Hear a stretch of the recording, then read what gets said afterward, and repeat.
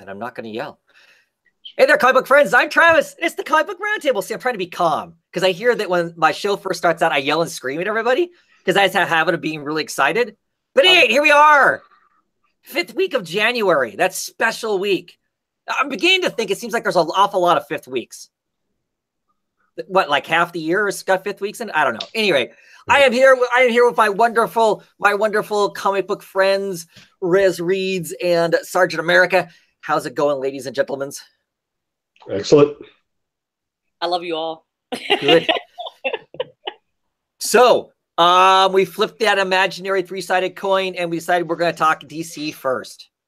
So, what do we want to talk about first for DC? I did get a couple of DC books. Top one on my charts. I mean, of course, it was the only one of my DC books. So, and I almost passed it over once again because I know Doom Patrol is a little crazy and I don't read the Justice League, but I heard ACO on art, so I did it. I pulled the trigger. Yeah. No regrets. Yeah. There's some milk lapping in this, so we're on some familiar territory, right? Yep. No suckling happened in this one. It is just lapping. Right when I drink my cocoa, you gotta.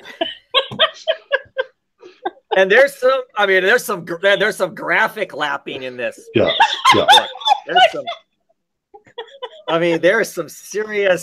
There's some serious milk splashing going on. You missed out, Rez. If you didn't read this book, you missed out on some complete and utter. Get it? Utter. Yes. Speaking of which, there's Grandma. Grandma is a giant udder with this is official terminology now because I work on a dairy farm. Teats. Yep. Hanging off of it. Yep. So utterly. Some of the words I was trying to figure out. Utterly entertaining. Behind Robot Man here, I'm looking at this word and I'm trying to figure it out and I'm trying to sound it out. Some of them were like just kerwampum and things like that. Yeah. So what'd you think, Mike? Loved it. I mean, you even showed some of it. Some of the double page spreads, ACO art. Easier to understand, and it was definitely a payout, I think, for the people who were reading Doom Patrol, because I remember you guys discussing it, so I got all the characters. I understood kind of the ideas behind it. I remembered some of this from, previous runs, like with the train and all that. Mm-hmm. And then just, the Justice League was a fun twist, and I always like when they do a alternate reality twist to a team I already know. Yeah. So, it was really cool. So, Rez, you read Doom Patrol. This kind of plays with what's going on in Doom Patrol in the fact that retcon has come down and they are changing. They've changed reality to make a world that they want, in a way that they want it, and their delivery system to alter people to what they want is milk. And they're talking to what's the guy's? They're talking to Lord MangaCon, this guy right here. I love it. And he's buying a reality. He's basically, it's like real estate. He's like real estate, but instead of buying a house, he's buying a reality. And he's a smart shopper. So he's asking questions. He's kicking the tires, as it were, as to how this reality works. There's superheroes there. How does that work? And so they kind of explain how they've been working this whole stuff about the fact that there's a god superhero, a superhero god, that all superheroes come from in some sense or another. And they couldn't exactly replicate him. So they've kind of taken some of his DNA and kind of messed around and creating their own superheroes. But from the super god, 3 archetypes come down: Superman, Batman, and Wonder Woman. And Batman, one of the things I really love about this comic is Batman, really easy to copy. It is crank out Batmans like they're crazy. No big deal. Wonder Woman, yeah, relatively easy too. But that Superman guy, we couldn't just copy him. So we had to like take some DNA and kind of vat grow our own Superman. So they basically created a Superman. But he's Milkman. You know, he's got this whole history of, you know, working on the dairy farm and pushing dairy products because that's the wholesome thing to do. So Doom Patrol pops down because, of course, they're following where all the retcon stuff happens. They're trying to fix the place, you know. So they pop in and being all cool and studly, and they try to fix. You know, they go into the house. Everybody in the house is laying, looks like they've been murdered, but they've been murdered by dairy. Like there's milk everywhere, like they've had milk shoved down their throats. But it's turning them into kind of a 1950s-esque kind of a place, you know, where everybody's wholesome and whatnot. So the entire Justice League of America, not the Justice League, but the Justice League of America is all 1950 eyes. I mean, you got Vixen and Black Canary and Killer Frost, Superman. You know, Superman looks like old Milkman there. And they get into a fight with them. They're tossing out catchphrases at each other and stuff. Love it. Ultimately, they make them figure out that their reality is not real, that it's comic book art. There's this great double-page splash here, which shows each of the heroes and the comic book they came from. You know, so I mean, you've got the Justice League there, and Black Canary attached to that, the Ray attached to the Ray's book, and Lobo here. This fashionable Lobo is from the Omega Men. It was really, really cool. It was really a fun book, and it had some of the crazy that Doom Patrol had in it, and the kind of just out there. But I think with Steve Orlando writing it too, they reined it in enough to not make it so crazy that you just went, "What the hell am I reading?" You know, so it was really cool. It was really fun. I really liked it. I like the message. I like the message in here of we're all weirdos. Everybody's weirdos. You know, we shouldn't all be the same. Being weird is fine. And that's going to make us all happy and whatnot. So weird, Austin. So I always like that message. So yeah, it was. And of course, it does lead us into, I guess the next one will be Cave Carson. Is that right? But yes. Yes. I think Cave Carson's the next one, but there's because there's going to be a Mother Panic, Batman one, a Shade the Changing Girl, and Wonder Woman one, and Cave Carson has a Cybernetic Eye, Swamp Thing one. Yeah, and they climb into Cave Carson's eye. They climb into Cave Carson's eye like a spaceship and fly off to deal with this stuff. And then it ends with a Doom Patrol Justice League of America crossover at the end of this whole kind of thing. So it actually is. It's Shade the Changing Woman. Well, no, I don't. I guess that's not the right thing that tells me. And at the very end of this, there is a little like fake comic book of the creation of Elemental Girl.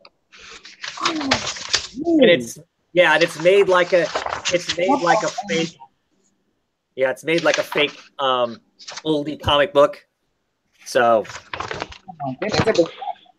Eternity Girl. I guess it's not Elemental Girl, it's Eternity Girl. And so that book comes out, and those new books come out in March. March 14th is when Eternity Girl comes out. So how do you feel about the revelation on who Milkman is? Cool with me. All right. Yeah, I mean, I like the whole thing. I mean, everything about it was awesome. So who's Milkman? Are you gonna reveal that to me? I can. Superman, isn't it? Yeah. No, you even showed it on the page.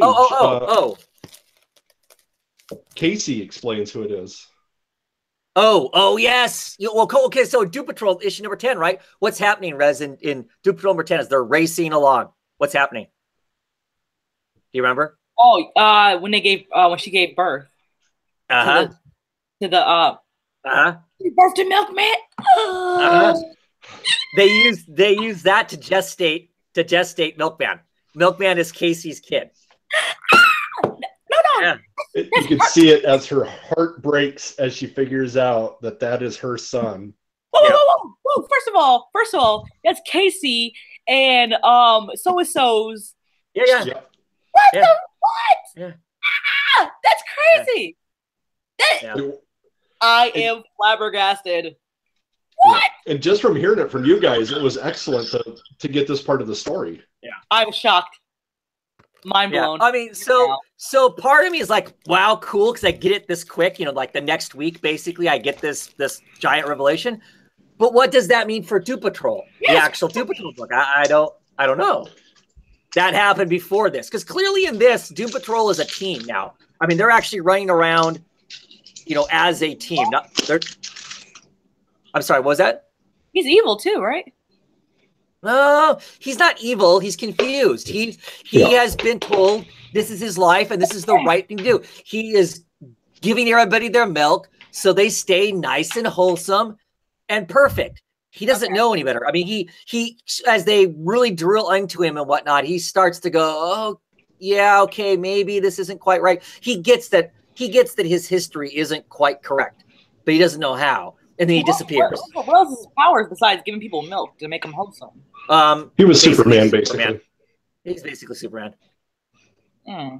But they used the ladies to the nothingness. Yeah, the nothingness to birth him. Interesting. And that's the tough part of explaining this to anybody. Yeah. So it's so strange. So it does make me wonder, how far out do you think the Mother Panic Batman's going to be? Is it going to be really weird, or is it going to be reined in even more than this? What do you mean by really weird? Is this issue only as interesting and weird as it is because of Doom Patrol, or is there going to be because that was my only thing. The Batman crossover with Mother Panic, is that the Priest Batman, or is that going to be Batman? I would bet it's going to be the Priest Batman. All right. But I don't know how weird it's going to be, you know, in comparison. Right. I mean, I think we're still all of them are going to be strange to some degree, right? Because we're talking about reality having been, you know, the Justice League having been turned into the Community League of Rhode Island, you know? I mean, so I'm assuming, and because we've seen those pictures of Batman and Wonder Woman, I'm assuming that's going to be the case all the way through. Oh, Echo's art is just awesome. I love the sequences too. Just great stuff. So I'm assuming it's going to have that element in it. I don't think it's going to be as, you know, weird as what this is. Okay, all right. In the same sense, but it might be. I mean, it might have something like legit. I guess I don't know off the top of my head. I didn't think that the same guys were doing all the books, so I just don't know how it's all gonna play out. I guess, to be honest, now that I think about it, I guess I just don't know. Right, because I can see Cave Carsonson being really weird too. So yeah, well, yeah, because it's a weird book anyway. Yeah. But you're right though. Of all of them, the Mother Panic one is fairly straightforward as far as superhero books go. It's not.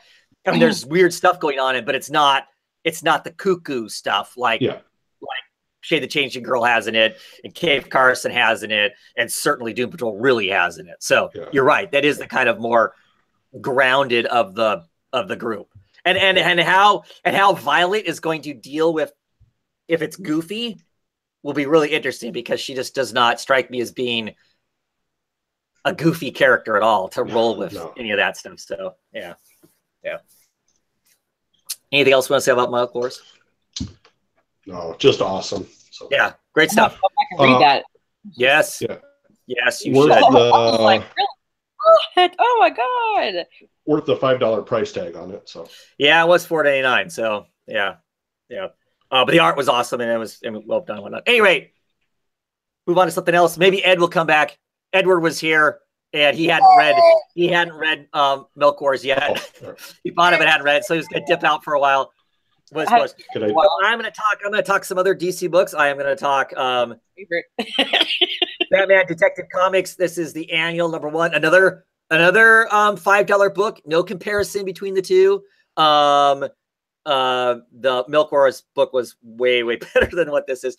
It's basically just a dip in to the origin of Clayface. We basically get another telling of you know, him, get a little bit of him as a kid, and then him as a you know, as an adult, and then the the accident that that makes him end up being the Clayface monster, and why he has the personality does, why the monster takes over, and all of that. There are parts of it that are decent, but not the price tag. And it's for me personally, as someone who's been reading the detective book, too little, too late for like the main book itself. I mean, I don't have a problem with the fact that this was released in an annual, but knowing that they're not utilizing the character in the main book, that just makes this frustrating, I guess. So, because this kind of gives us some motivation as to why he has the monster side to him, because his dad was played monsters and played bad guys, and was very insistent that his son not show anybody his bad side, that he should just show people the good, beautiful, happy side of everything. Because if you show people the bad side, that's all they're going to remember about you.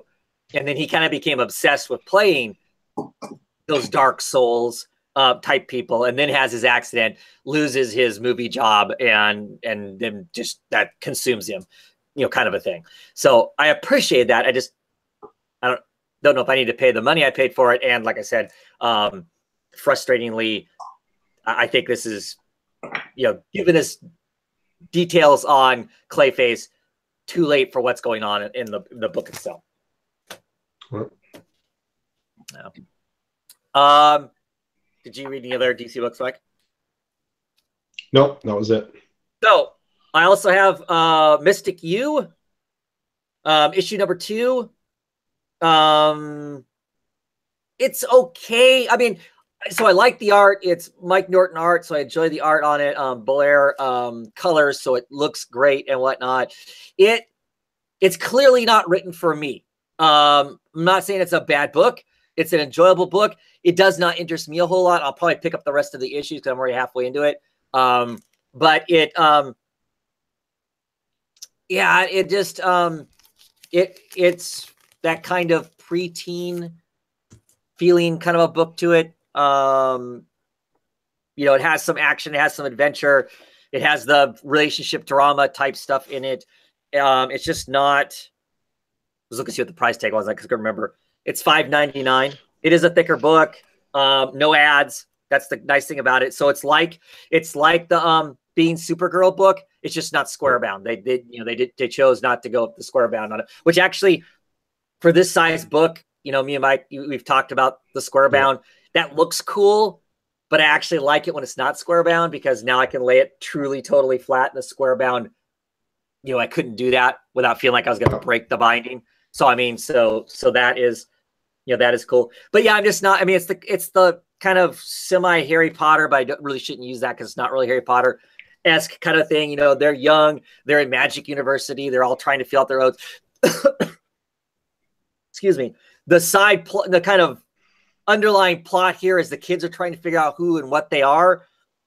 The people who run the university, one of these kids potentially is going to destroy the world. And they know it. They're just trying to figure out which one of it is. So they're kind of testing them all to figure out which one it is. They suspect that it is Zatanna, but they're not sure. And she's starting to have a romance with Faust Jr., who actually has all of Faust's powers. Faust struck a deal with the devil to get to be the ultimate magician. And of course, the devil went sure, and somehow hornswoggled Faust, and Faust Jr. ended up getting all the power instead. But Faust Jr. walks around scared that he's going to steal people's souls because he can accidentally steal people's souls. So, and he thinks that's what he's done to Zatanna by the end of this issue. So it's got cool people in it, but just not my vibe. And it's one of those kind of things where it's a well done comic, just not my thing.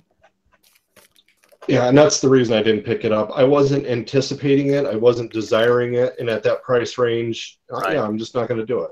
Right. I don't blame you. Right.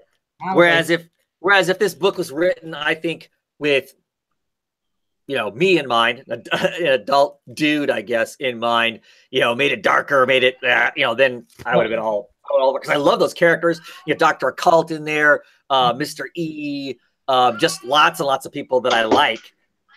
But yeah, just not wasn't edgy enough, probably. Right. Yeah. Right. Basically. That's it for my DC books. DC news. I know the biggest news that kind of is in my head is they started announcing the books that Brian Michael Bendis is going to work on. When he starts for DC, he is basically taking over the Superman line of comics. He is going to write them all. He's doing a 4-issue weekly miniseries. I believe Ryan Sook is doing the art on that, which means it'll look good. And it's once again the retelling of the origin of Superman, which concerns me because I like the current incarnation of Superman. And if Bendis thinks that he has to go back and retell the beginning of the book to establish his own identity on the book, that frustrates me. I'm further frustrated by the fact that, of course, when he starts Superman, they are renumbering Superman back to issue number 1. And your cat is not happy. So that irritates me that they're sending Superman back to issue number 1 when it's on. Tomasi and Gleason end on issue 49. It's going to go back to issue 1 because of a creator on it, and that's kind of a Marvel thing. I don't feel like DC should be doing the renumbering silliness. You're just dying. I'm sorry.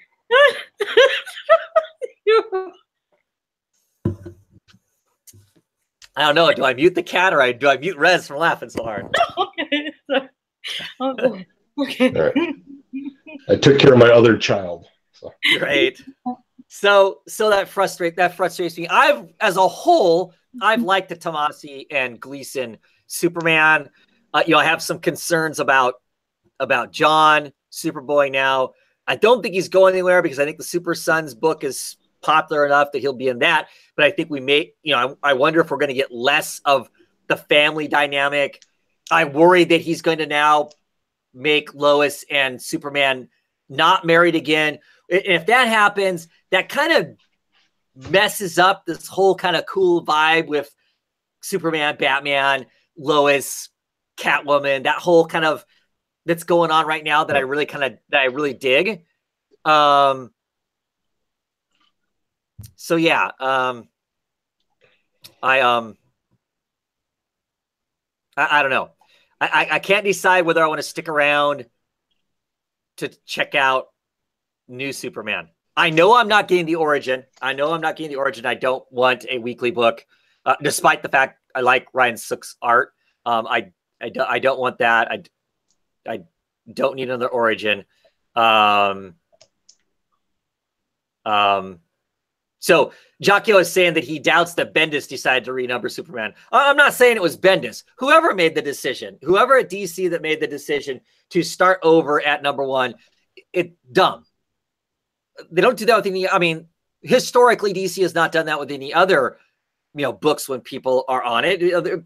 People take over. I mean, I get that we already in advance know that Bendis is a great writer. But why can't he just have seminal work that starts at issue 50 and goes to whatever he chooses to go to? I don't see the need to do that. I don't grumble quite so much when DC relaunches their entire line and starts everything over from number 1. But I don't want them to get in the habit of every time they think a big name is on something that they should be renumbering it. So this also makes me think a little bit like Snyder when they built him up to be the be-all, end-all of Batman. So when they took him off the book, they said, you know what? You're still in charge of the whole overarching Bat idea.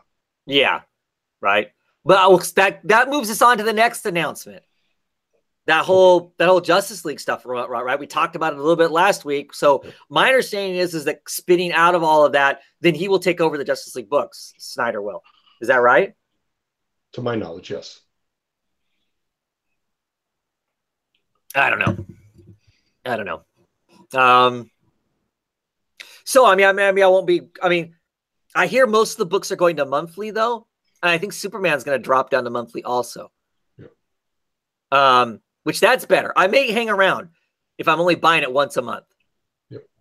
Just to see what it's like. I mean, I don't have anything against Bendis, really. I don't know. I'm just frustrated by the renumbering thing and whatnot. So I don't know. I'll probably order the first issues, but I want to find. I need to read some more because I want to find out whether or not it's going to be twice a month or it's going monthly. If it's going monthly, I'll definitely give it a shot. I kind of hope they all go back to being monthly, to be quite honest. I mean, right now I'm digging Batman, so it coming out twice is okay, and the shifts in artists between arcs has been fine because they keep an artist on for a full arc before they, I'll get this Batman Wonder Woman kind of arc that's going on right now, and it's all Jolene Jones, and then it'll go off to whatever it's doing and whatnot. Looking at the comments, Carlos is saying that there will still be an Action Comics 1001, but I agree. I hate the renumbering of books when someone new comes along. Yeah, I don't think they're renumbering Action. I think Action is staying with its giant number, and it's just going to keep rolling. But the Superman title is going to get redone. And like I said, I don't know what I think about the whole, I'm taking over the character, so I need to retell the origin. Really? At least it's in its own book. At least it's not in the main title. That way I can ignore it because, his origin's already been kind of hashed over between Superman Rebirth and Action Comics. So they kind of went through the whole, Superman before the New 52, Superman from the New 52, smashed together, and we come up with this new person and whatnot. And like I said, I'll be bummed if they make him single again. I like married Superman. I like family man Superman. But we'll see what that is. That's why they need to bring back Superman Kingdom Come. Yeah, there you go. They just need to bring back Earth 2. Yeah.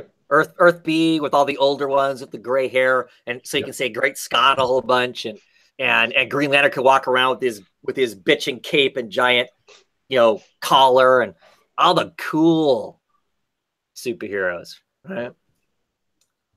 That's not going to happen. Well, I don't know. Maybe there will be a JSA someday again. I don't know.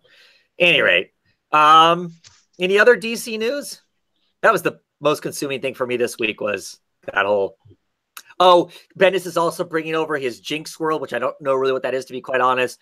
He's bringing it with him too. Supposedly, he's going to have a whole imprint that he's going to curate like Young Animals, like Way is doing with Young Animals. I don't know. I guess we'll see what that all looks like when it actually starts happening. And I don't know how far out this is. Is it like May? I want to say May is when thing is. I'm really curious because so at the end of the month, this is February now. At the end of the month is Emerald City Comic Con, which I'm going to. Bendis has been announced as a guest, so I'm assuming I am going to see him at the DC panels. So we'll see exactly how that all, plays out as far as that goes. What that all ends up being like. So I'll ask more questions then. People ask, let me know what kind of questions we should be asking him about his DC line of comics if we don't know more by then, and we'll pick his brain, or attempt to anyway. I don't know.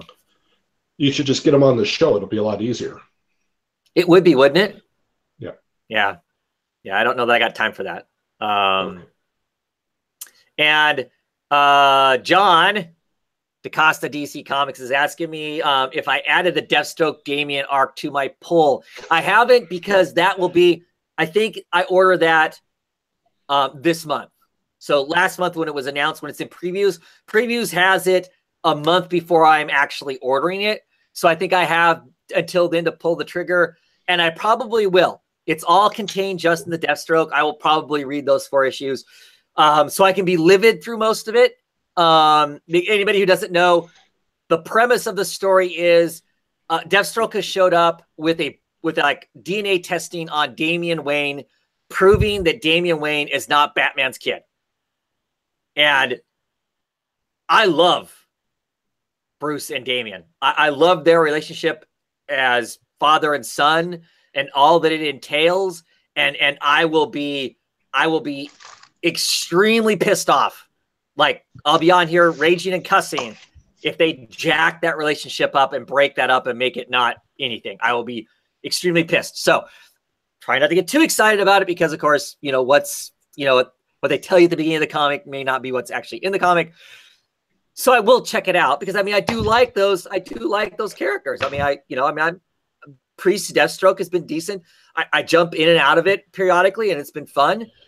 Wasn't interested in Team Deathstroke, so I kind of jumped off of it for that. But I think I'm gonna check it out. But yeah, I'm a bit leery about that, to be honest. So John says he's gonna pick it up and read along with me. So I'll probably foolishly pick it up then if I know other people are picking it up. So I have somebody. So if it sucks, John, you're gonna come on the show and complain with me. Just saying, you'll have to come on.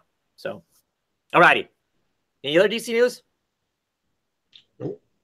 I don't think of me there. Have you been watching Black Lightning, Mike?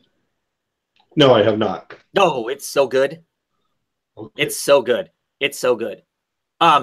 It's really cool. It does not feel like a CW show because, of course, it was originally produced for Fox, so it has a Fox vibe to it. Okay. But if you took the superheroes out of the show, it would be a really good show about a black family, just living in 2018. It just happens to have superheroes in it too. Black Lightning zapping the crap out of people and whatnot. One daughter's already displaying her powers as Thunder. Latest episode 3, she's met Grace. So I'm assuming that's Grace Cho. They kind of hint at some previews that maybe she'll end up with powers too. Of course, in the comic book, she's an Amazon. She's the Amazons that were separated from the island. Okay. She's from that group of Amazons. So I don't know if she's actually been an Amazon in the show, but it's cool. I've really been digging it on Tuesday nights. So I was just curious.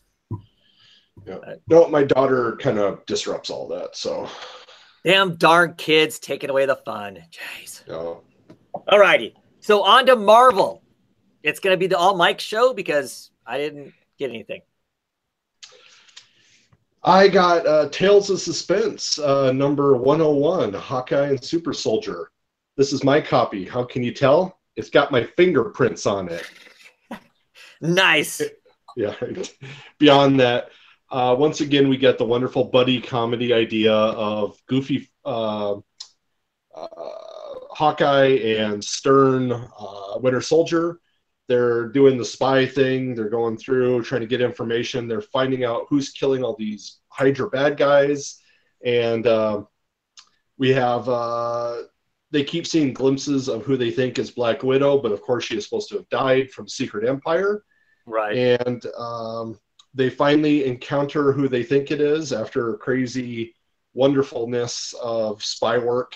And it's Yelena Belova, who is the other Black Widow. Really? Yeah. Okay. Huh. It's definitely a good look. I mean, if you're looking for that stupid buddy comedy, this is just perfect. Right. They're perfect opposites of each other. So Tales of Suspense is going to continue to be like a team-up book, right? To the best of my knowledge, yes. So this is 205 is what they say. So I'm sure this allows people to bring in, different groups to. So when you say 205, it's just a miniseries, or the arc is.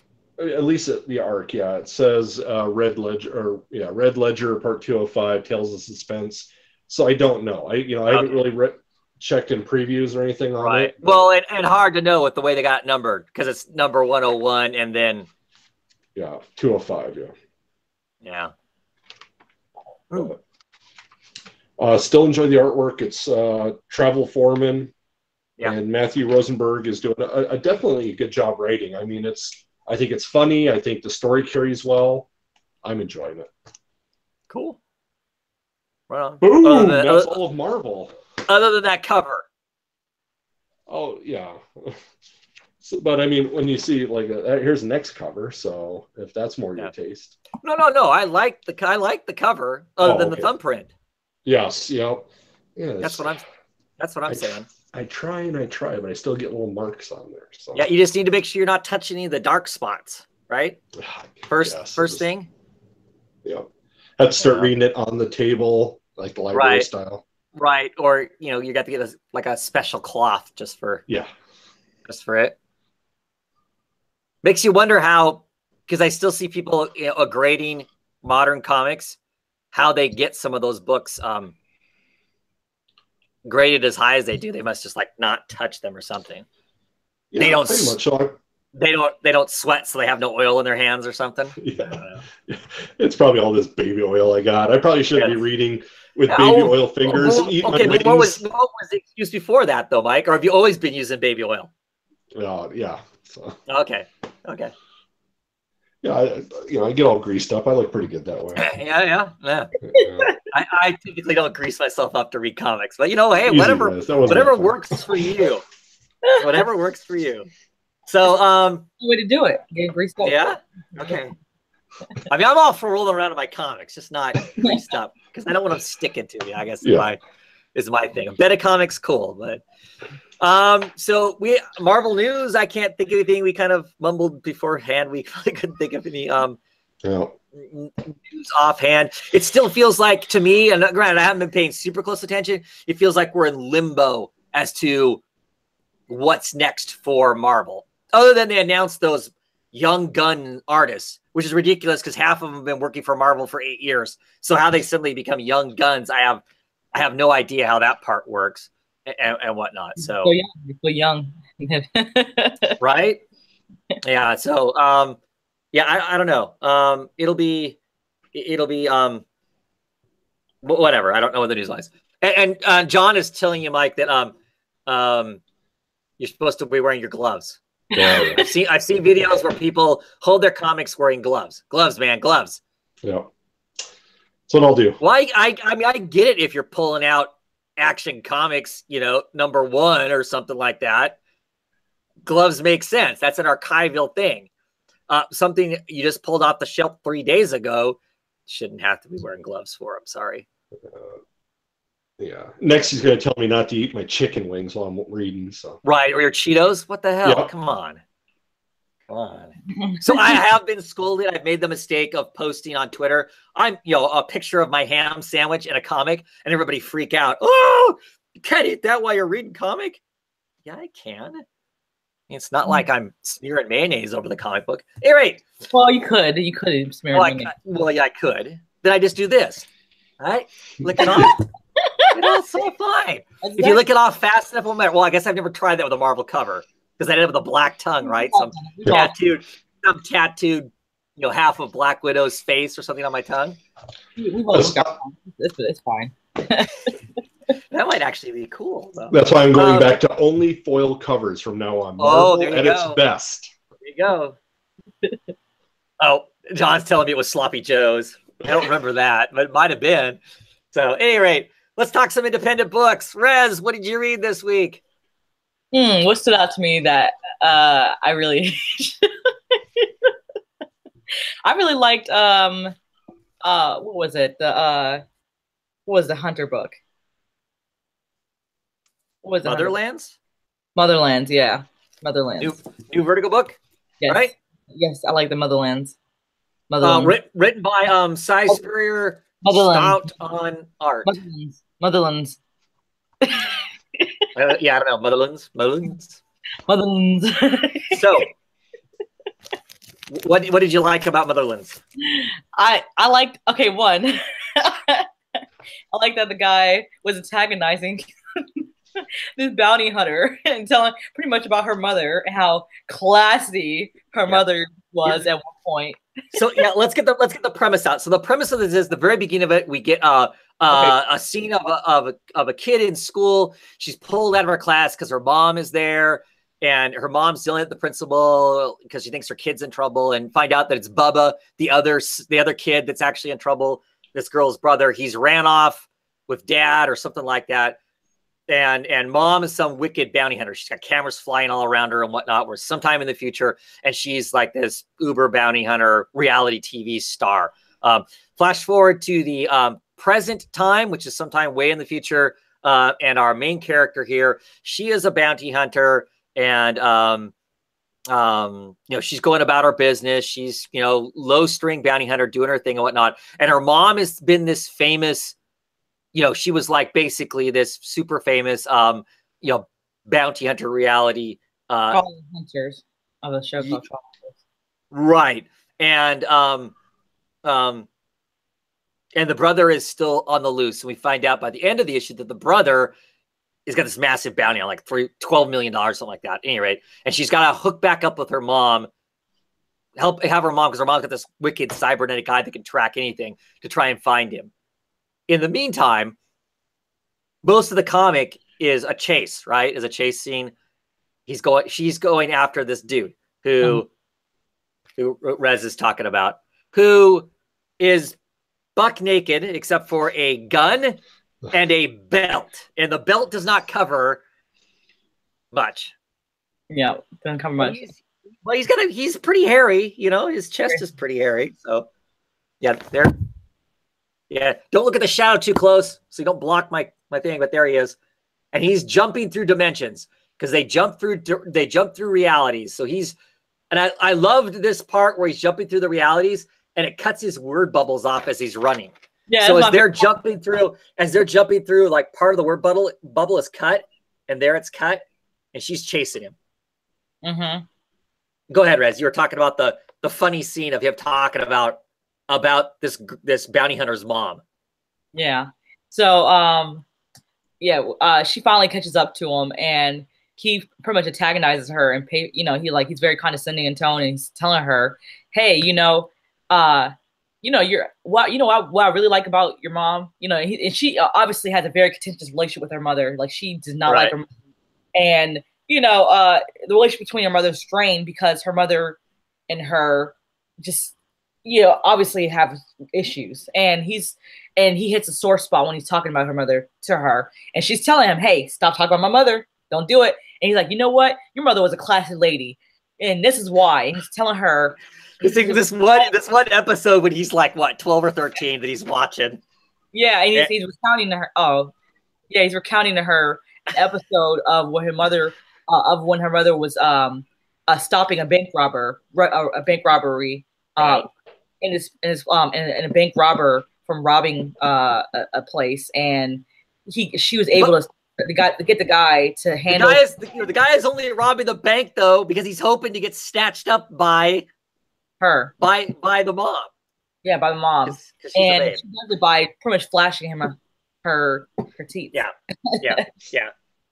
See right there, and of course he's like stunned, and she captures him. Anyway. Yeah. So basically, the guy said, "Hey, I really like your mom. She's a classy lady because she had this one episode where she pops them out, and I had a good time as a teen, basically." Yeah. And so she just beats him senseless, and then the whole way she's dragging him through to jail. He's like, I got information, and I can give hey, I'm sorry about what I said about your mom and everything. And then she finds out when he's in interrogation that he does actually have some really good info. And then we find out that she needs the actual aid of her mother to track down her brother. And then here we are with the premise. Right. So her mom is this old lady in a nursing home now with a automatic like wheelchair. She doesn't have her own legs. She has a walking wheelchair kind of a thing, and she's all cranky and sassy, and she keeps saying they're partners, and she's like, and our main character's like, no, Mom, we are not partners. I'm just helping you out by getting you out of the nursing home for a little bit. And she's like, you're a horrible liar. You need me for my eye. Who are we hunting? You find out that we're hunting Bubba for 12 million points, which is basically $12 million. So yeah, it was way more fun. It was fun. It was a fun, good laugh, kind of a romp of a book. I didn't know what to expect of it. It was one of those kind of things I pick it up because it's a Vertigo book and I get a good deal on the price point for the Vertigo book. I had no idea what it was about, but it was a good laugh. It was a good laugh. It was a fun read. Mm-hmm. So, yeah.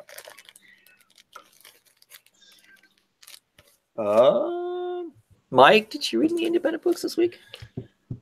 Yes, I did. I read The Realm. Came out number 5. Oh, yeah, this continues to be good. We have our main team that's in a no man's land town in the middle of nowhere. The orcs that are after them. The problem that I'm getting with this is there's just so many people, and they don't concentrate enough on any one character. I start to understand now why Walking Dead and some of them will have a issue about one person, so you really get to know the characters. because I got in 5 issues, I got probably 20 or more characters I should know. So I can't tell you who specifically. I can tell you that the doctor gets shot with an arrow, and it was the important guy who's trying to get some substance somewhere. So I mean, we get all these, cursory characters that mean a lot. I'm sure eventually this will be a great story. I'm enjoying it issue to issue, but it's just so much every issue. And now they've introduced this brand new lady who walks out of this pool of blood, who I'm sure is supposed to be the new bad guy, bad girl. And it's just so much. Mm.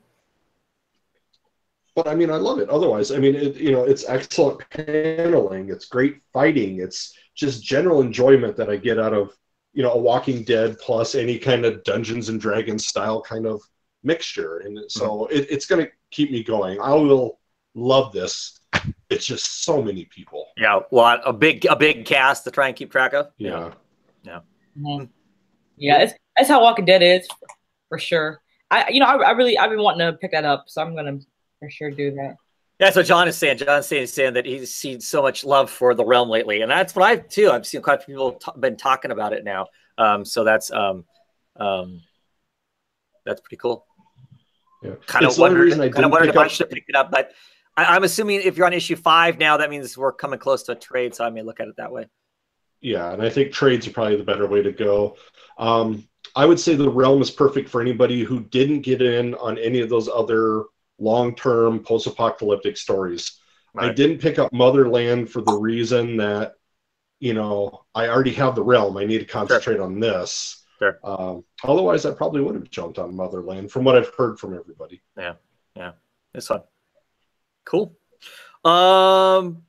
Probably my indie book of the week that I enjoyed the most is Hungry Ghosts. This is issue number 1. This is a Berger book. Anybody who doesn't know, Karen Berger basically created Vertigo. She's the one that started curating all those talents that became what was the beginning of Vertigo. She's the one that got Neil Gaiman together with with the people that did Sandman and got Hellblazer going and kind of scooped up a lot of those British writers to come over and do a lot of the great work that was done on those early books with Milligan and that sort of stuff.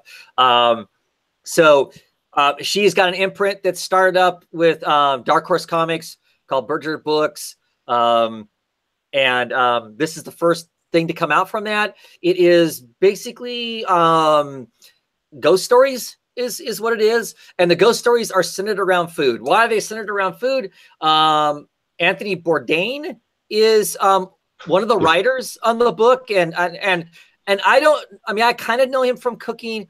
I just know that he has a show that's like on CNN where he travels around and kind of gets to know the culture and the food that's there, kind of a thing. And that's where what's that? He's pretty sassy. The dude is like, yeah. Well, yeah. Come to find out, he is a big comic book fan. I mean, he was a comic book fan before he was anybody in the cooking world. What's that? It's not his first comic. I didn't realize that. I guess he's got Vertigo books even. Yeah, I got a few of his comics actually. Get Euro. Yeah, I have that. It's in my comic section. Yeah, news to me. I'm assuming he must write it with that Joel Rose. Joel Rose is the other writer. He is actually a writer. That's his occupation. So the two of them get together, they're buddies, and they crank these things out. So art on this is Alberto Ponticelli does 2 of the stories in this. There's actually kind of 3 stories. One is the introduction, a story called Skeleton, and then a story called Pirates. And Pirates is done by Vanessa Del Rey, who of course is doing the Redlands book. This book looks her part of the story looks very much like the Redlands as far as style goes. This isn't Ponticelli's strongest work. He's inking himself, and I think he's better when someone else inks his pencils. But at any rate, I really liked it. So the premise is it sets it up. This rich Russian guy has bought this charity chef's meal. He spent millions of dollars on this. So all these famous chefs are there cooking his family and guests a meal. And after the meal is over with, they sit down at the table. He invites the chefs to come sit down at the table, and they're going to tell these ghost stories, which I can't remember offhand the Japanese word for it, but it's a tradition of lighting these 100 candles. The idea is the samurai used to do this. They would go to these things. They'd light 100 candles, and each samurai would take a turn telling a story, and they blow out a candle. Then the next samurai would come in, tell a story, and blow out another candle until it got darker and darker later and later into the night. And superstition wise, you're kind of flirting with all these nasty, evil spirits by talking about them and stuff. And it was always who could get the closest to blowing out all the candles. Generally, they never did. They walked away from it. So they're doing that. They're telling these stories, but they're food based. The first story has to do with a hunger ghost, and a chef not wanting to take the time to feed a needy person. And there's repercussions. That story was whatever. The second story in it is pirates. I love the pirate story a lot.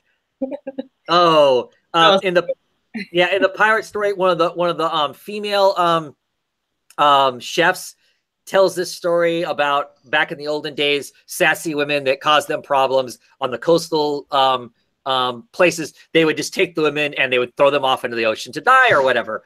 And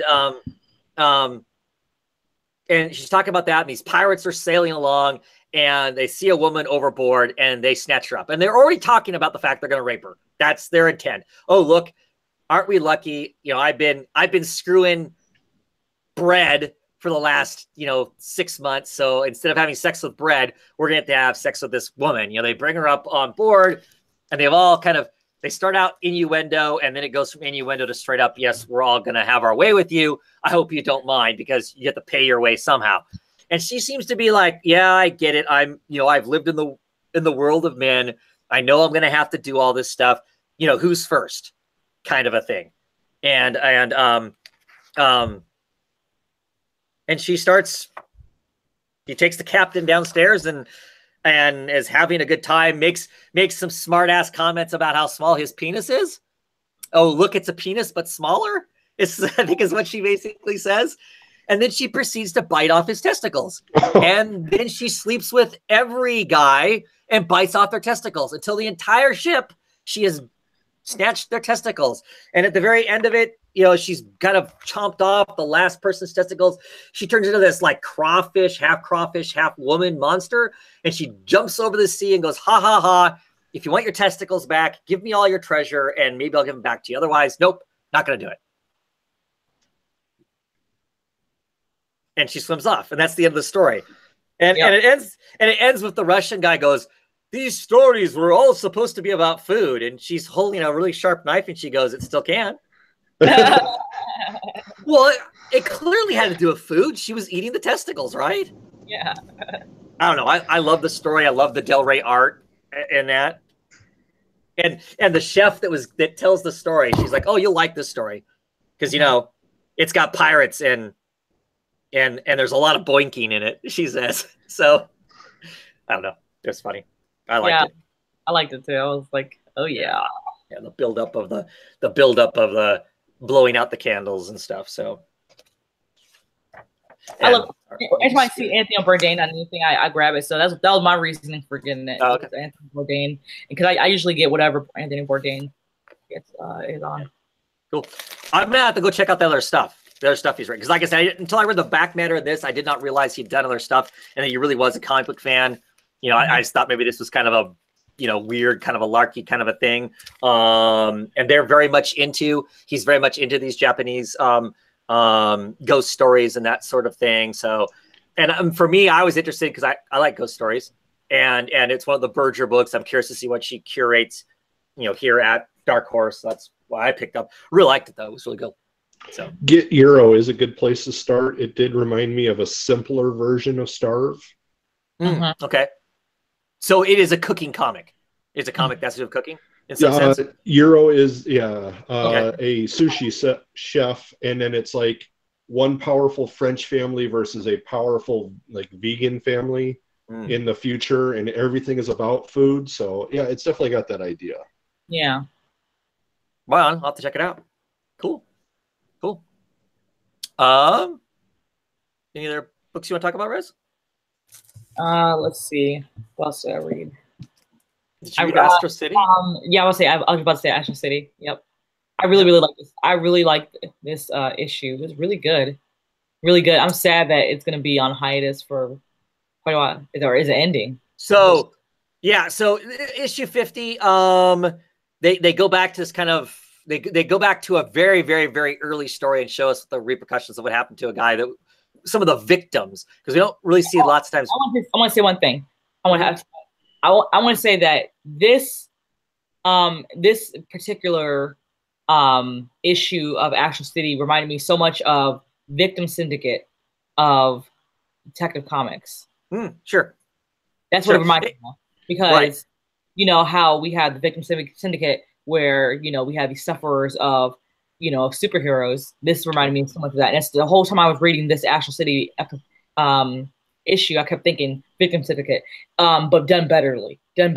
Oh yeah, for sure. And they're not these people don't turn into monsters. Yeah, I mean they're just humanistic and it's just way more well written and more intriguing. And I felt like it's just relaxing. I didn't feel stressed out reading it.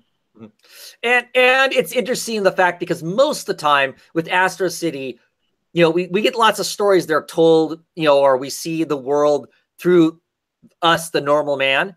But it's always hope. It's always hope. It's always filled with this greatness. And this one's not. You know, this one is more, oh, look, some people really got the short end of the stick. You know, I mean, they've lost loved ones. You know, they're traumatized.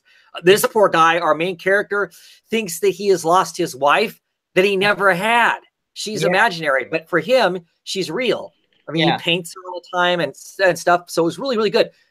So this is an arc. And I'm not sure exactly when this arc ends. When this arc ends, they are going to go to trades only. It will no longer be produced in single issues.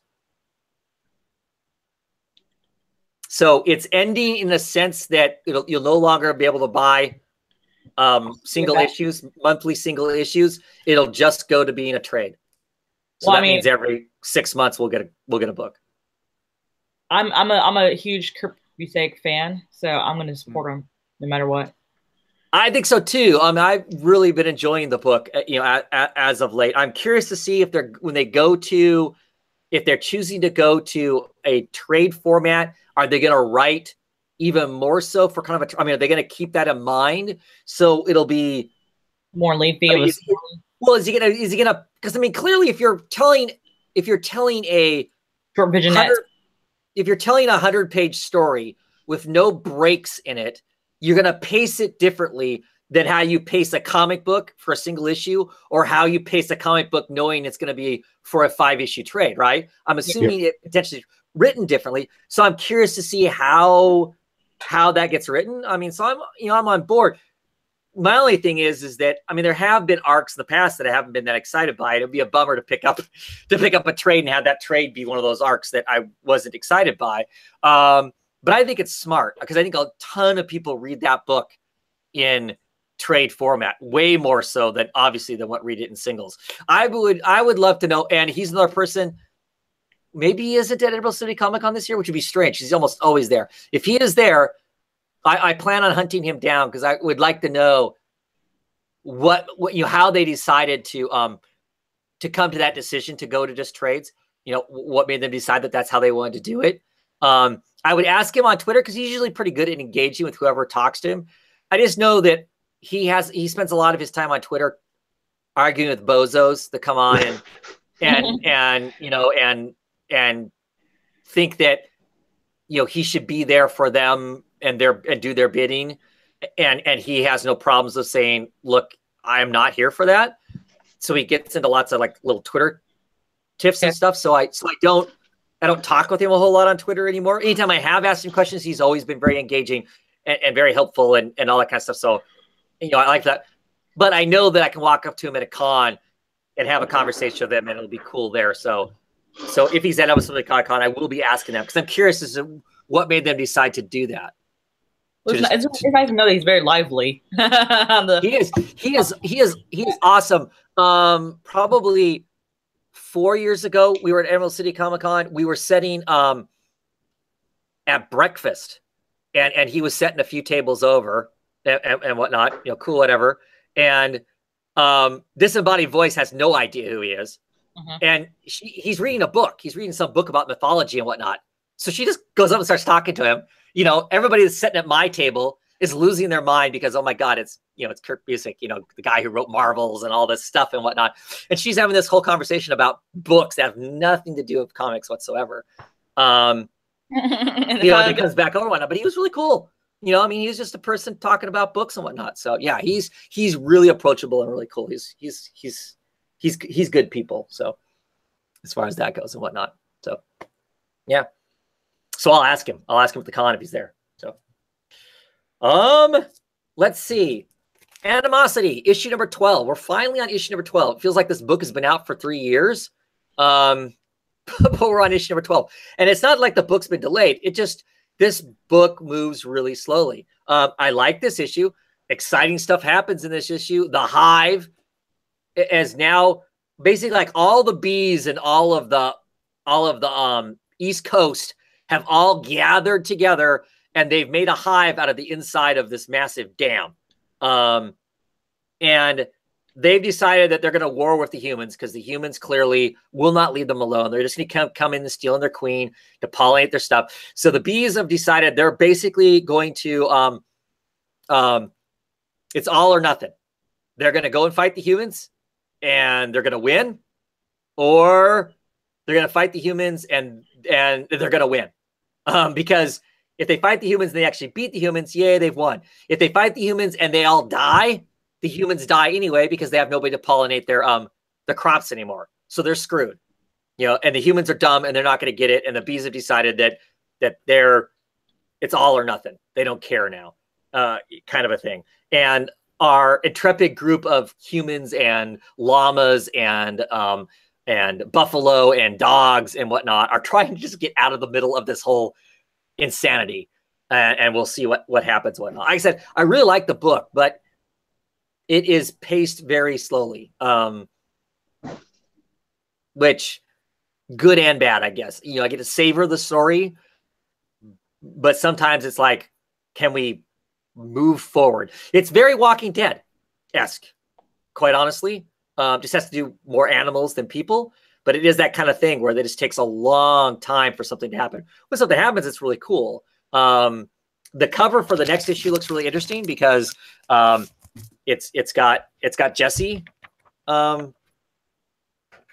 see if I can find it here.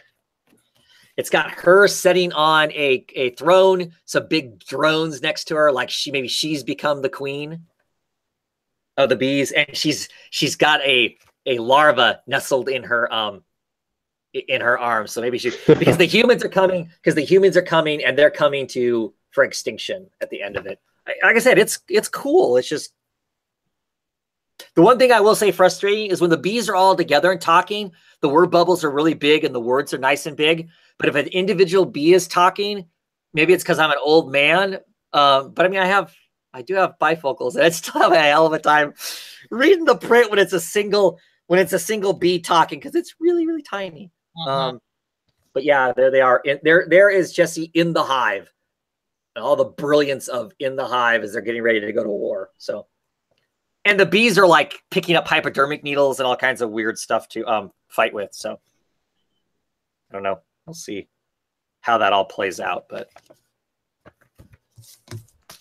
I like it enough I won't drop it, but I have complaints, I guess, about the pacing of it. So. Yeah. I'm kind of like I'm kind of over it, to be honest.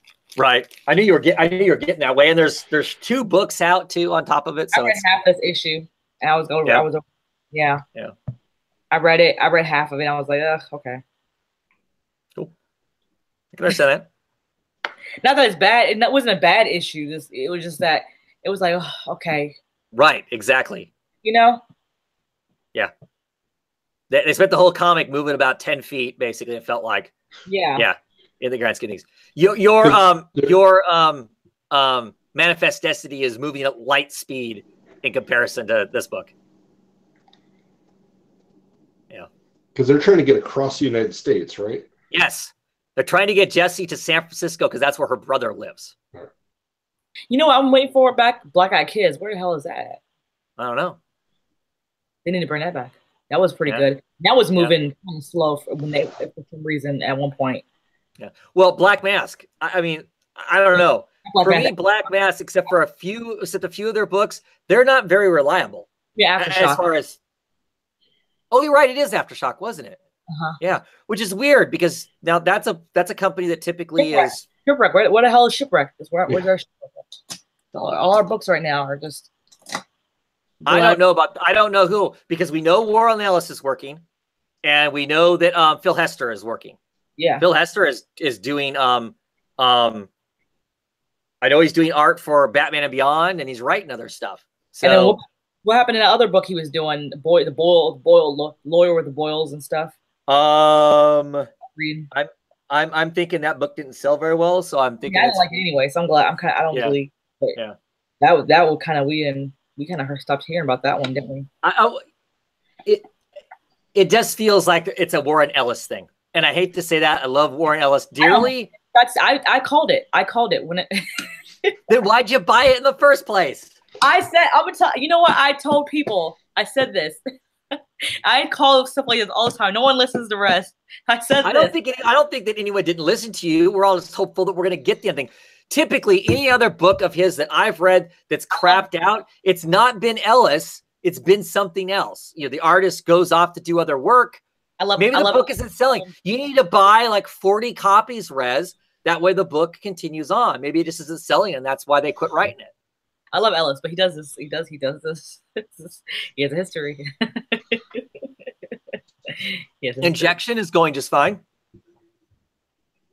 He has a history. It's slowly coming out, but it's going just fine. Wildstorm's going just fine. Yeah. Again. Yeah. I'll fight you. Bad mouth, Warren Ellis. I know, right? But, you know, I spent years going, so when's the next issue of Desolation Jones coming out? I mean, I spent years asking that. So I quit asking after I saw him back when he still had his own kind of space in the internet, and his own boards. I started seeing those people get removed from being able to even come to the community. And I'm like, okay, I'm not going to ask that question anymore, because clearly that's become, those people were being belligerent. I mean, that was the beginning of the whole internet. I'm going to be belligerent, ask this question in really shitty ways. So, and I would never do that, but he was getting, to the point where he was about done with all that. So yeah.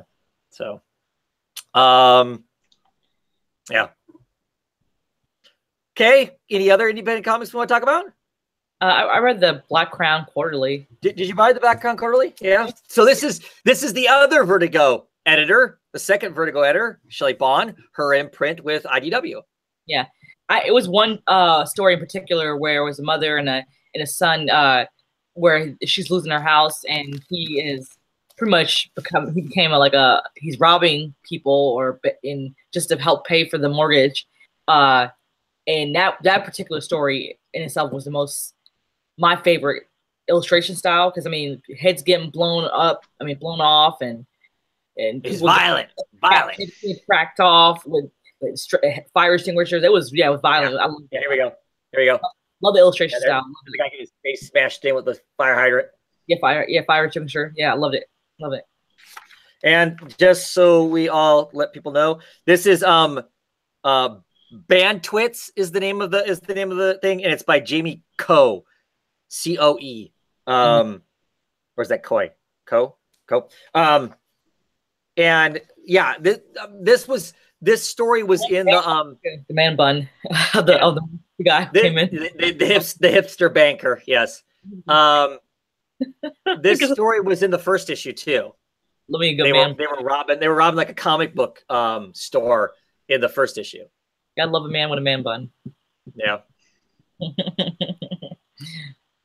Love it. So so the guy's a hockey. This mom and her son, have to pay. They're gonna lose their house, and he was gonna be a hockey star until he had, until there was an accident and a shower accident and smashed his head and messed him up, and so now they're not able to pay their rent, and you get the impression that they're paying their rent by robbing banks and stuff. that story in it. Yeah.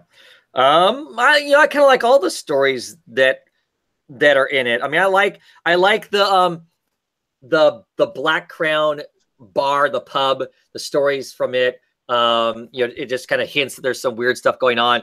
And by the end of each episode, at least like with the first issue and the second issue, by the end of it, the agitator that is in the bar, there's always somebody in the bar that's kind of ruffling everybody's feathers. That person gets sent over to the suites to spend the night. And the suites is Kid Lobotomy's hotel. So you just know they're not coming back from it in a very good way, kind of a thing. There's some stuff in here that's kind of, I don't know, you could consider it somewhat pretentious. Did you read the interview with Peter Milligan and Tess Fowler? Yeah. Okay. Yeah, I mean, I like that. I like the 4 chambers kind of thing where they talk to an artist and give it 4 pictures and talk about why those pictures.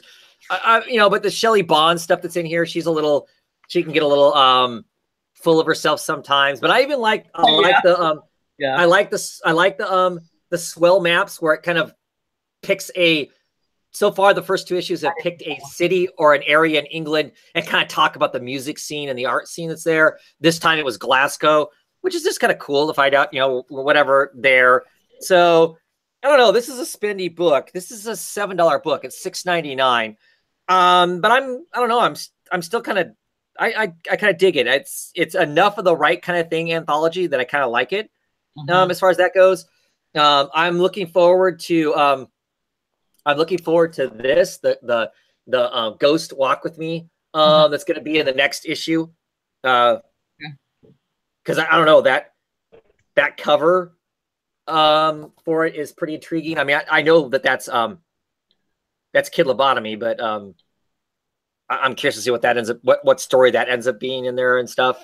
But I don't know. I kind of like the vibe of it and whatnot. And now I don't need Rez to teach me how to put on my eyeshadow and lipstick and eyeliner, because I can be tutorial on that one. because I can be damn goth just by checking this out and stuff. So sorry, Rez. You've been replaced by a comic book. So I know. I was looking at that. I was like, the most basic goth tutorial ever. Sure. Well, I just love the extra bits in it. No, it's dark. No one's gonna see it anyway, so who cares? Yeah. And then at the end of it, if it's smeared, it doesn't matter. You're going to be in a hot club and it's going to melt off your face. So whatever. Or you're going to smooch it off, kissing the honeys. So it's not like any of it's going to matter. So I don't know. I just thought it was kind of fun. They're trying to teach me how to do smear. Yeah. I love the part there where it talks about you got to make this face while you're putting on the eyeliner. Yeah. Like, yes, I would do too. Because I remember my days. Yeah. So my first game goth. Oh my god. Pretty funny. Maybe someday I'll try out the tutorial. We'll see what happens. You totally gotta do it. I was hoping you'd do it. Oh, that's pretty funny. Other books that I read the final issue of The Infinite Loop. Nothing But the Truth. Yawn. Whereas the first Infinite Loop was a lot of fun. This just ended up being, I don't know, 4 issues of reading something that didn't matter. It didn't feel like in any real way, shape, or form. There's some ideas in there of potentially that could have been a story. As far as the lives of our 2 main characters, they move forward very little. So I don't know. If I hadn't gotten this, I would tell people a clear miss on trade. I wouldn't bother with it if you read the first one and liked it, unless you got an awesome deal on it. Otherwise, not much fun. Any other books you want to talk about, Rez? I only have one other one. I think I read one more, but I can't recall. So it must have been awesome, huh? Yeah, I know. Go ahead. So my last book was the Samurai Jack, the Quantum Jack. This is issue number 4. This issue was awesome because in this issue, Jack is a wage slave. He's an office guy. He works in the office. And he works with our great. If you're familiar with the Samurai Jack cartoon, he works with the Scottish guy. Oi, laddie! And he just knows this can't be right. This can't be his life. This whole, you know, working in an office and going through stuff. The bosses are robots, which of course are always the bad guys. And the clock that barks when it's time to go to lunch isn't a coup clock that yells, "Go eat." And then tells him it's time to go home and stuff. At one point, he sits down. He's exhausted in the day. Sits down to watch some TV, and there are two politicians debating each other, and it's a coup debating a coup, which I think is hilarious. It's like, you know, make absolutely certain that you vote for me, the great and all-powerful Aku, or if you prefer, you could vote for my opponent, who is also me, Aku, master of darkness. So clearly, you know, you only got one option. And he's remembering more and more that he should be this samurai and not this, you know, all these other people he ends up being. So by the end of this issue, he finds his sword finally. He tells his fake family, "I'm sorry, you are everything I wanted. What I've always wanted is to have a family and live a normal life, but I know this isn't right." And he takes his sword and he says, "I'm ready," and he zaps away. Up until this, every issue, basically him waking up, confused where he is. He embraces whatever his situation is, him being like a biker mercenary, or him being a luchador, or him being part of Voltron, and he fights whatever bad guy's there. And then he gets conked on the head. About the time he starts to remember maybe he should be Samurai Jack, he gets conked on the head and then wakes up in the new situation. Well, this is the first one where he's embracing himself, teleporting forward to whatever is next. So we'll see what next is. I've actually really been enjoying this. It really captures the flavor of the show really well. And I'm not somebody who normally likes stuff that kind of mirrors that sort of thing, but this has done a pretty good job of you know, of embracing it in the right kind of a way. And I think a lot of it is the Johnson Cadwell art. Like I always describe it as basically being a consistent 13-year-old doing art. You know, it's just the way it's drawn and stuff, but it's his style. I mean, I don't think a 13-year-old could just sit down and knock out this kind of stuff. He might draw one picture that way, but not a whole thing. It's just his vibe. And I don't know, there's just something about it that feels right as far as art goes for Samurai Jack kind of a thing. So I dig it. Same person who did the art on Helena Crash. So, and I see that IDW is taking on doing some Star Wars stuff, which I find really curious. Because Star Wars is a Disney product now, and that's a Marvel product, but they're doing interpretations of some of the novels, I know, and they've also got a whole princess line that they're doing, I believe. I thought I saw a commercial for it. Yeah, in here, the Star Wars Forces of Destiny, and it's a Princess Leia book, a Rhea book, a Hera book, a Ashkong and Padme book, and a Rose and Paige book. Clearly geared towards young girls. Why isn't Marvel doing this? I think they know that IDW has the marketing point that they need to make these books get out to the right people. I think they don't feel that Marvel has that connection. Yeah. Well, or Marvel's so got their own stuff going on that they don't want to, you know, they need to sell this somewhere else. Yeah. But yeah, so 5 weeks, 5 essential adventures. So each week has a different one. And you know, it's done by the same kind of people that were doing the book regularly. I mean, there's a Jody Houser written one in here. The people who did Infinite Loop are writing and drawing the original Infinite Loop. They're writing and drawing an issue also. So interesting that they're letting. I mean, Disney is getting the money too. I mean, that's the thing is each of these people have to pay the rights. Right. That's true.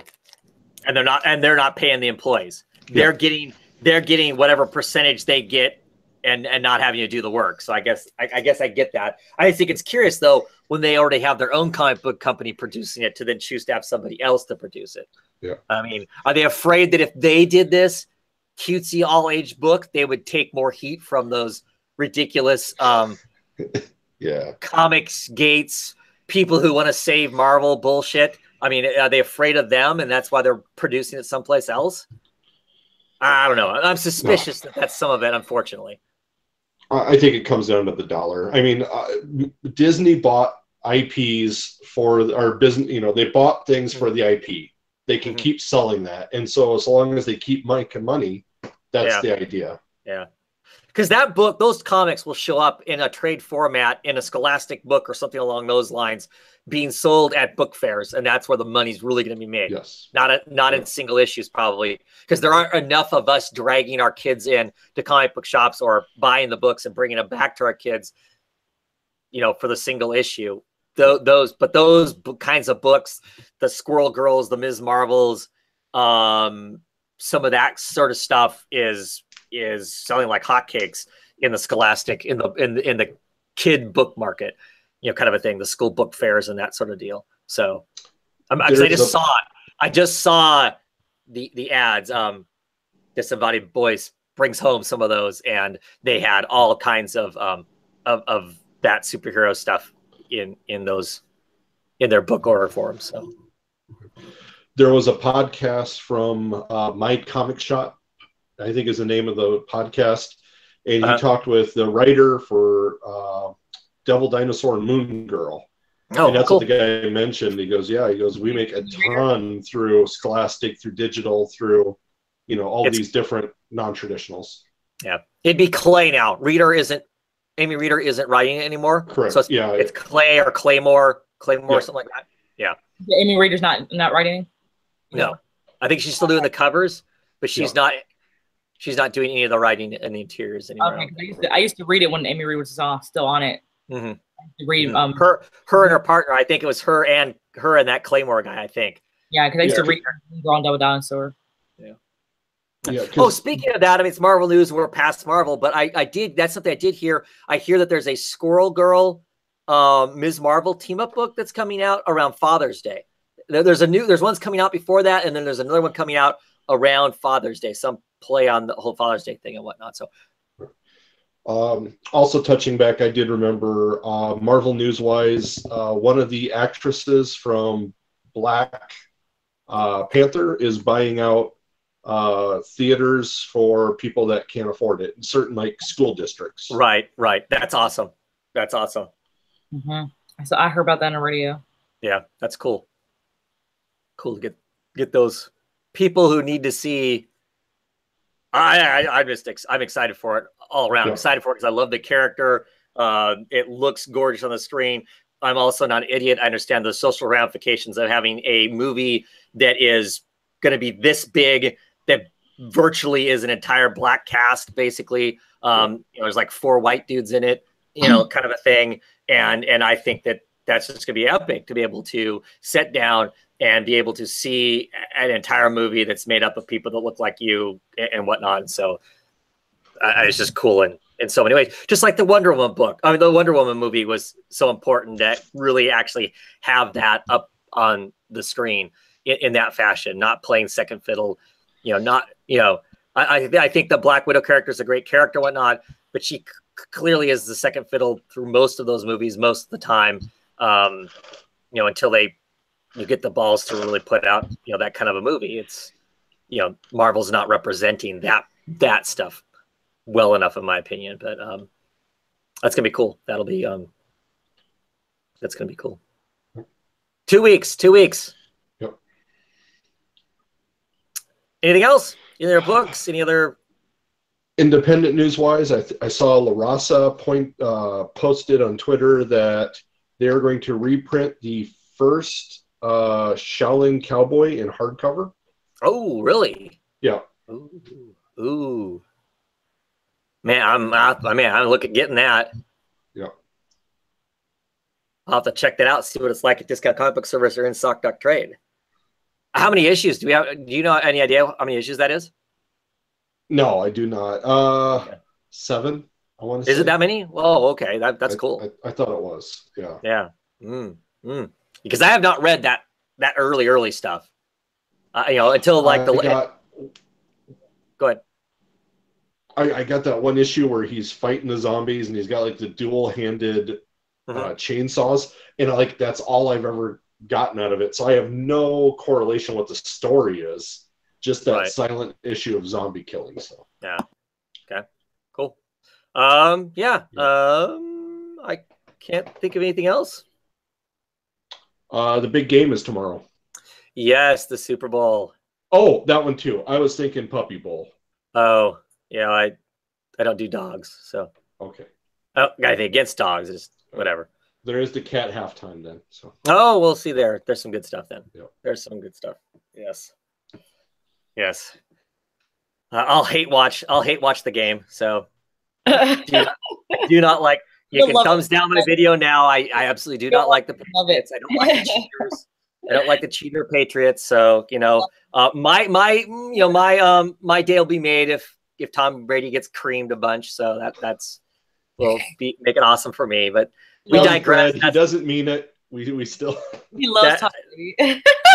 we digress. Somebody should make a comic book that's just about beating him up, and I'd buy that too. But at any rate, I guess that's it for tonight. Thank you, all of you who tuned in to watch the show, and those who watched afterwards. Awesome as always. What do we miss? Are we fools for liking what we like or hating what we hate? Let us know. And hey, let me know publicly. Don't just send me a direct message if you got something fun to say. Come on, man up, and put it in the actual comments. That's all I'm saying. Gotten a few lately that, yeah. Anyway, have a great. Thank you guys for coming on, talk comics with me. As always, no idea what's coming next week, but I'm sure I'll be here to talk comics then too. Have a great one, everybody.